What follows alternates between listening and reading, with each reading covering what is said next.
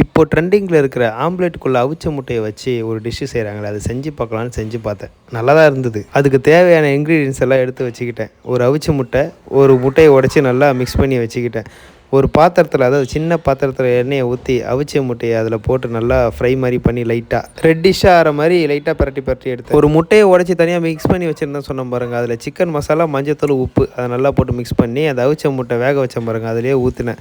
ஊற்றிட்டு அதுக்கு மேலே வெங்காயம், பச்சை மிளகா போட்டுட்டு திருப்பி விட்டு நல்லா பன்னு மாதிரி சூப்பராக இருந்தது பார்க்குறதுக்கு. ஃபைனலாக டிஷ்ஷு ரெடி ஆகிடுச்சு. அதை அப்படியே ஒரு பாத்திரத்தில் எடுத்து மாற்றிட்டு கட் பண்ணால் எக் பப்ஸ் இருக்குல்ல, எக் பப்ஸ் வந்து நல்லா ஹார்டாக இருக்கும். இது சாஃப்டாக நல்லா பன்னு மாரி இருந்தது, உள்ள முட்டை வச்ச மாதிரி. நம்ம உடச்சி ஊற்றின முட்டை இருக்குல்ல, அது 2ஆக ஊற்றுங்க ஒரு முட்டை மேலே. நான் 1 ஊற்றுறதுனால சரியாக அந்த பஃப்பு வரல. 2 ஊற்றிருந்தீங்கன்னா நல்லா பஃப்பு மாதிரி சூப்பராக இருந்திருக்கும். அப்படியே ஆனியன்லாம் தூவி ரெடி பண்ண டிஷ் எடுத்து சாப்பிட்டு பார்த்தோம். சூப்பராக இருந்தது சாப்பிட்றதுக்கு. வீடியோ பிடிச்சிருந்தா லைக் பண்ணிட்டு நம்ம சேனலையும் மறக்காமல் சப்ஸ்கிரைப் பண்ணிவிடுங்க.